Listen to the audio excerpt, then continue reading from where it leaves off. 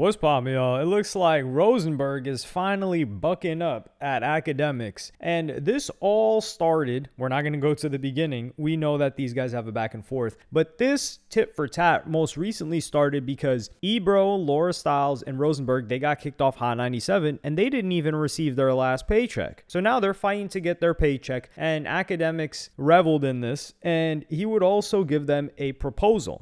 Y'all get paid on the 1st and the 15th, right? You see, when y'all employer just does y'all bad, I'll tell y'all this. If I get a apology from both of y'all, I'll send y'all paychecks. Send me proof of what you got paid last time. I'll send both of y'all the paychecks. But this is okay. This is a learning lesson. This is a learning lesson. The stone the builder refuses becomes the head cornerstone. Y'all got to come on here and complain about what Hot 97 ain't send you. Whatever it was, okay? I need a sincere apology. Akademiks, I was wrong. I should have never said those nasty things about you. And I promise I will not be speaking ill of you because you have more integrity than the company that I gave my hard sweat and tears and blood and work equity for years, for over a decade. They didn't have enough respect to pay you your last paycheck. And you talked about me like a dog. You talk about my endeavors. You talk about my audience. You talk about everything I did. I'll send y'all paycheck for y'all last time, man. It's okay, man. I just need that sincere apology and that promise. Give me the sincere apology and that promise that you will not be speaking ill of me anymore. And it's okay. It won't even be an olive branch because I don't want to have no relationship with y'all. But when I see things, not falling right for people, and I know y'all got other jobs. You got the Apple shit. He got, I don't know what he's doing. Like, is he a wrestler? I'll send over your paycheck. And just tell me what it is. It's fine. It's okay. It's okay. Okay? But I'm going to see where y'all ego is. Because if y'all getting on air complaining about y'all check, y'all know what I've been through? Y'all don't ever see me get on here complaining about this, that, and third, and it is what it is. You see, when you're an entrepreneur, and shout out to all my independent creators out there, you got to handle it no matter what happens. Sometimes you're up, sometimes you're down. Sometimes they want to say you fell off, sometimes you're on top of the world. And you take it however it goes. But they're new to this world. It's okay. I don't care if their beard is gray. I don't care if one got the bald head. Big Ak is here. Okay? So if I get that sincere apology and that promise from both of them that they will never say another ill word about me. And matter of fact, let me throw my me or Aubrey, because I seen something else. I couldn't believe it. I couldn't believe it. I did see something else. I couldn't believe it. This is a good moment because we know this isn't going to happen. They're not going to sit there and grovel and apologize and get on their knees at the feet of Akademiks because we know he would never let them live that down ever in life. So there's no amount of money that you could really do that if you have any level of self-respect. We won't even call it pride. And we know Ebro is a prideful guy. So this happens. But I do think the point that he puts out there is you guys talked about Hot 97. You guys put in decades of your lives to this radio station going to and from it. And they won't even pay you your last paycheck. They won't even give you what you are owed. Now, it was already bad enough because they said that they got fired. They got a text in the morning. Hey, buddy, you're done. Get out. And you're like, what? Hey, what do you mean get out? Yeah, you're not even going to get an opportunity to pack your stuff. Don't worry. We'll ship it to you. Just don't come to the office. That's already heartbreaking. But Rosenberg would respond on behalf of Ebro here, and he would buck up and start, patting his man on the shoulder. Like, y'all better not show him any disrespect. Let's talk about the word literally. He made a joke. He made a joke about us not getting guests. And because Ebro won't do this, I'm going to say this. He's not. I'm going to say this part. Y'all really think Ebro's down bad? You know what people think? That he just has a little show on Apple. Like, he'll never flex, bro. No. And by the way, and Google is free. You can look up his position. And it's not fair because the only people who ever have to deal with any of the actual flexes of Ebro's life are like us, his friends, who know how great his life is. Y'all think he's down bad? Did you watch the goddamn Super Bowl? He voiced the halftime show at Super Bowl. He hosted the presser with Bad Bunny in front of 50 million people. He is not just on air at Apple. He's an executive at Apple. You guys, it pains me to have to do this. He's my friend. I'm not trying to gas him this badly, but if you guys are going to get up there and act and pretend while you're broadcasting from your Hyundai, and you look like a mess. You think Ebro's down bad? Yo, It's I can't. It's wild. It's wild. And then the amount of people that Ebro has quietly helped behind the scenes. That's what really gets to me. Well, The amount of people that he has helped and the way he does it, and he just doesn't say anything But about also, who did he ever ish on? The only people who are ever mad at Ebro are rappers who weren't good enough to make it themselves or were good, didn't get an opportunity, and think radio is as simple as, well, if Ebro just liked me more, I'd be a star. My guy, that's not how it goes. Do you think Ebro made the choice on all of the ishy, not good artists of the ringtone era, the time when Ebro was music director and then program director of Hot 97? You think that was all music Ebro liked? Really, you want to go back to 06, 07, 08, 09, listen to some of those records, and you believe Ebro from the Bay, who grew up on like hieroglyphics and classic West Coast rap, you think that's what he was into? That's not how it works. Yeah, but sometimes, like, look, So this is the first thing that irritates me when these guys, they still don't get it. They still do not get I was almost stuttering over here. I've never stuttered in my life. We're not going to cut that out because we see the highs and the lows here. Like that Ye song. Love that song. Great song on Bully. Great album too. But when he's talking about, oh yeah, he was just over there at the Super Bowl. Listen, that's the exact point that we're trying to make. At that point, you might as well just say, you guys aren't showing Nadeska her respect. She interviewed J. Cole. She interviewed Kendrick Lamar. Well, did she interview Kendrick Lamar, or did Apple put her in the position to be able to do that? Same thing with Ebro. Now, they're arguing two different things right now, which is one is cultural capital and the other is corporate clout. Ebro has a ton of corporate clout. That's how he was able to get a job at Apple Music. They said, hey, look, think about it. You're Apple, you're a $1 trillion company, you're dropping Apple Music. You're like, hey, we need the hip hop guys. Who are the guys, right? Do you think these guys are on YouTube talking about, well, the hip hop guys, you've got Joe Budden and Akademiks, they've got their own show. You've got Tax Stone, who's got a podcast. You're not putting Tax Stone in a corporate building, but you guys get what I mean. They're telling them, okay, we've got Sway Calloway, Sway in the Morning. You've got Hot 97 and you've got the Power 105. These are the guys. And you've got Funk Flex too. So pick from them which you will. And they're like, okay, Ebro, we'll talk to him. All right, makes sense. Bring Ebro here. Oh, Nadeska, she worked at Complex. It's corporate clout. They've previously worked at corporations that are involved with music and hip hop in particular because that's what they hired Ebro for. And then they bring him on there. And the reason that Ebro is able to do this thing at the Super Bowl show is because Apple Music is sponsoring the Super Bowl halftime show. That is very, very different from cultural capital, which is, we won't even use an Akademiks, right? Let's use a Joe Budden. A Joe Budden is somebody that a rapper is like, yo, we gotta go to, he makes conversations happen. That's one thing. That's a perfect example. Cultural capital, they're making conversations happen. When Joe Budden has someone on their podcast or someone is trying to do a rollout, they respect the Joe Budden's opinions. They want to hear what Joe Budden thinks of their project, positive or negative. That's some people, but there is a group of artists that are like that. That's not the case with Ebro. It used to be, but for at least 10 years, because they're not really listening to Ebro. Artists aren't listening to Ebro. Similar thing with Akademiks. Like a lot of 6ix9ine and the Akademiks relationship. 6ix9ine was like, yo, it's crazy that we got cool because I would be working my job at the deli when I'm 16, 17, making sandwiches, watching and listening to your videos in my headphones. And now I made it. So I'd rather have approval from you. Or a situation with I'm Dante and even potentially Akademiks and XXXTentacion. XXXTentacion had that whole, shout out I'm Dante, right? That, which is kind of like legendary thinking about that now. But he grew up or had spent some time watching Dante before he blew up. Similar situation that recently happened with Baby Keem. Baby Keem used a reaction that I'm Dante had to his project Casino to come out at his show. And this sounds like crazy, like, yo, Baby Keem, that dude's a huge artist. Dropped an amazing album, by the way. Great album. If you did not listen to Casino, listen to it. If you did, listen to it again. Keep streaming that album. This is like amazing piece of work. And this is as somebody who Baby Keem hates. I love that project. And I've always loved his music. When you think about it though, Baby Keem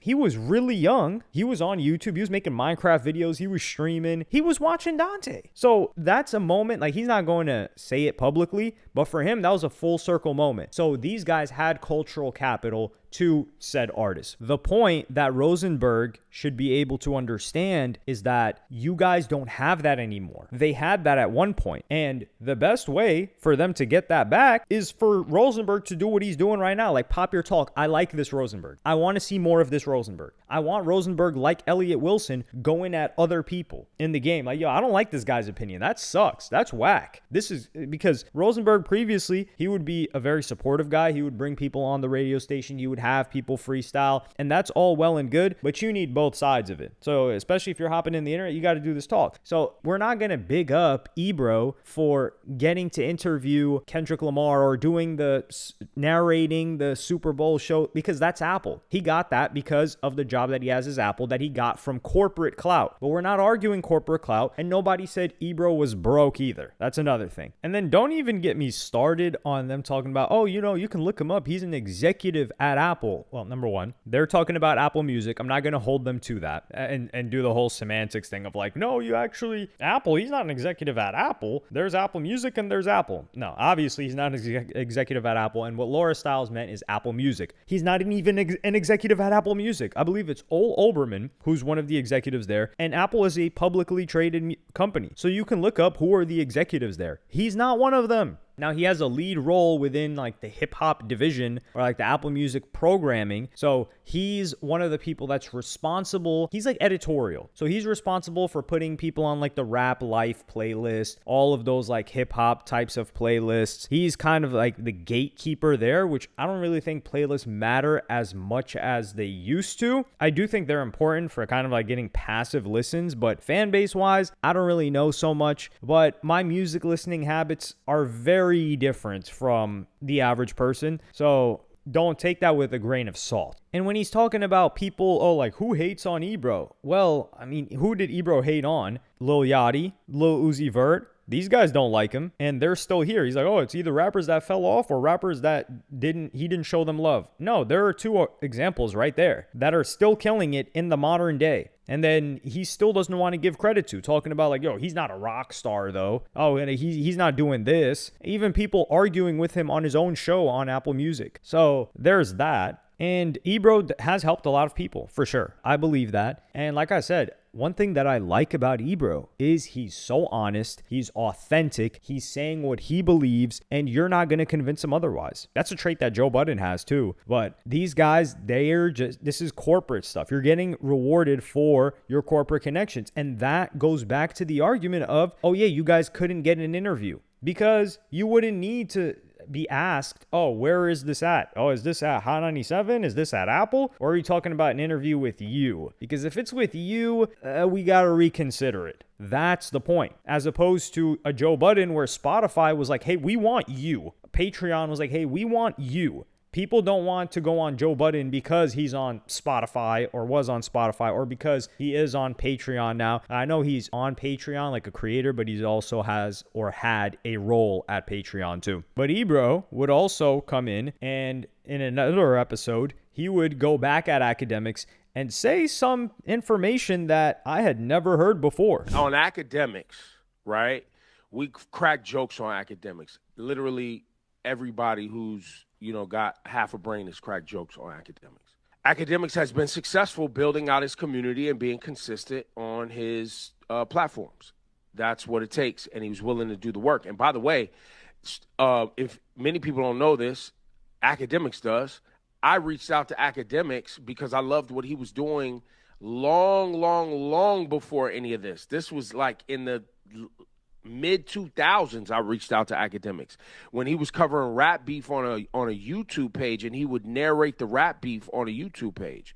And I knew what he was trying to do then, and I thought he was doing it. I didn't like the content, but I thought he was doing a good job at what he was doing, and I reached out to him, and we exchanged emails. Dope, but well, I just didn't. That's not my thing to cover and inflame rap beef. But on the internet, people love it, and so that's why one of the reasons, like when you see Vic Mensa, who was going to whoop his on Complex, because Vic Mensa's from a real place where real things happen, and was like, "Yo, bro, you're just monetizing people and stuff and like people actually in gang problems and that's your whole brand, like I'm not with that.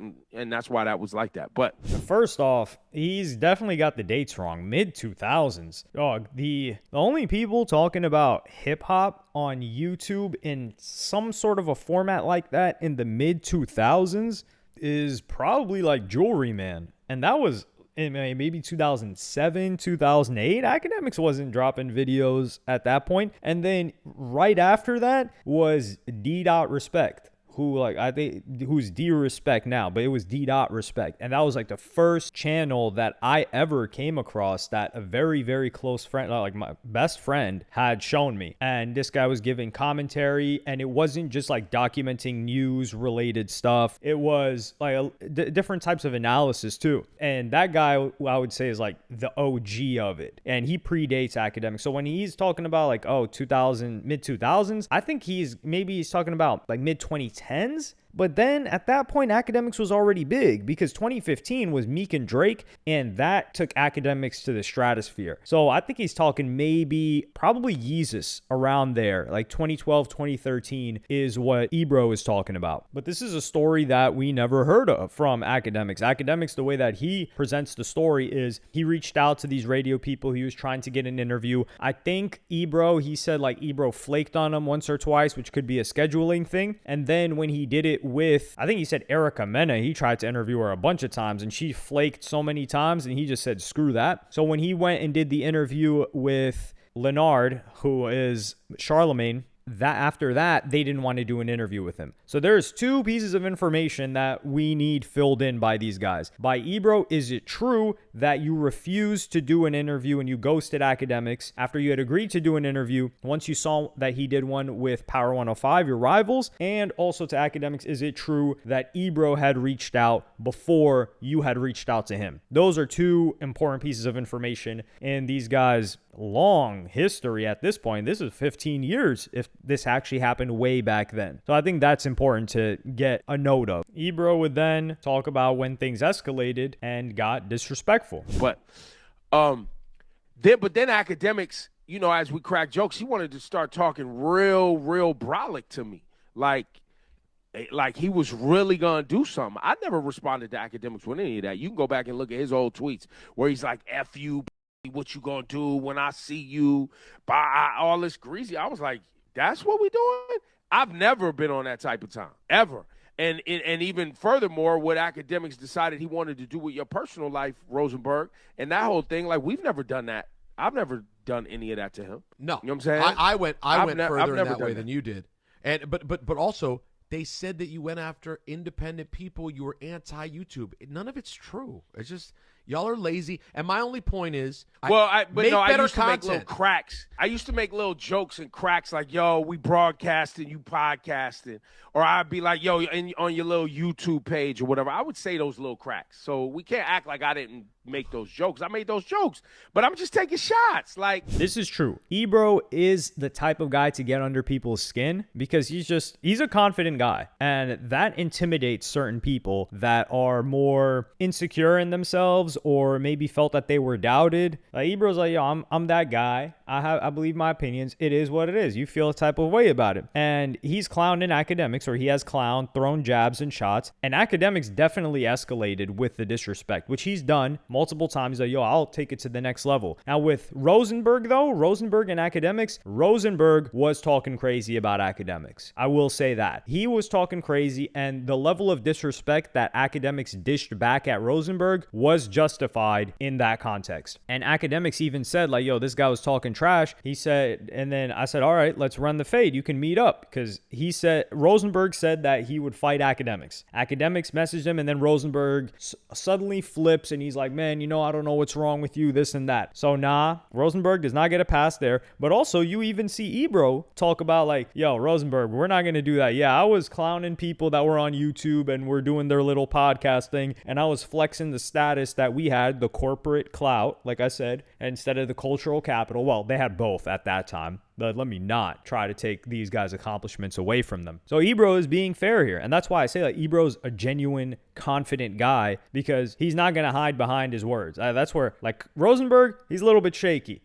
I wouldn't say he's a confident guy. That's not the way to describe him. But I do like that he's popping his stuff here, too. Pause on that. That sounded a little bit weird. And Ebro would do a little bit of a victory lap when it comes to their podcast and them being doubted. Whether you're doing on YouTube and there's a video version, whether you're doing just an audio version of a podcast, whatever, consistency, being able to be consistent matters. When we started this Ebro Laura Rosenberg show, it was amazing to me how many people questioned whether or not we would be able to do this every day. And I was like, don't y'all know we already do this every day?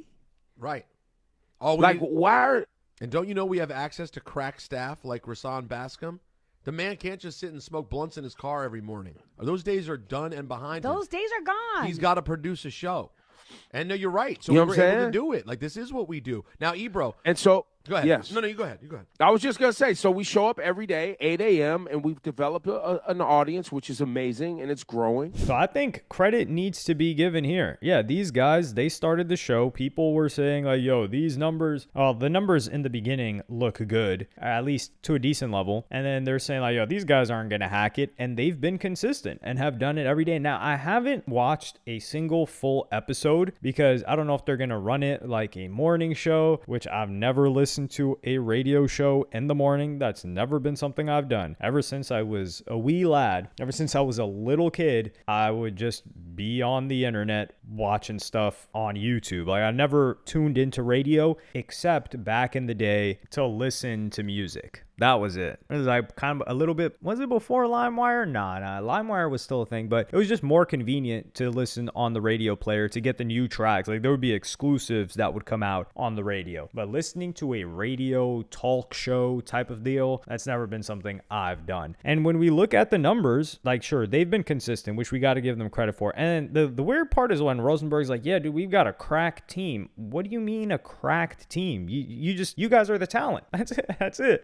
There's some behind the scenes stuff going on, but that is not going to move the needle much in competition with other people in your field, which is like hip hop, commentary, podcasting, stuff like that. And they've got really clean thumbnails now. They've got the thumbnails for when they're actually live are better than the thumbnails after. And you can see from when they first started, like, they're averaging right now about 23,000 daily for an hour-long morning show on their long form stuff, which is like the live stream. They started off at like 44,000 on the first one, which of course that's the biggest one. But after that, they've maintained this similar viewership. They're slowly growing. So I think they're doing a good job. Now, yes, some people will criticize them and like go to their videos and say like, man, this clip got 2,000 views. This got 1,000 views in a week.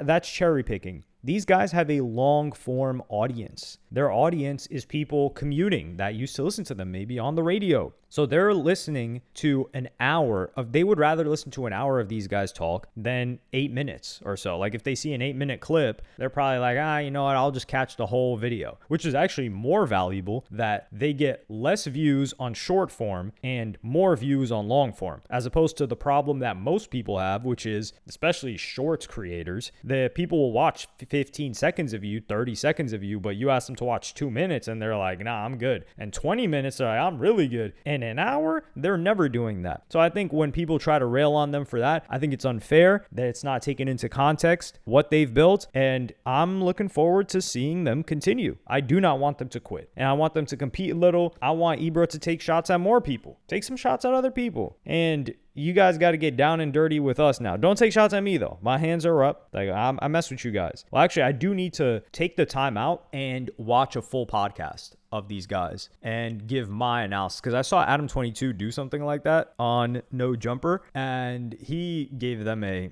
negative review and said it sucked. But I think he just doesn't like them and wants to see them fail in general. Whereas I don't have any negative feelings towards them whatsoever. Oh, and I just like to, if I don't have negative feelings towards somebody, I want to see them win. That's my default state. But if I do have negative feelings towards them, then, I wish them all the misfortune that can possibly rain upon them in this life and the next. But let me know what y'all think in the comments. Like, subscribe, and hit the notification bell if you enjoyed. And I'm going to see y'all in the next one.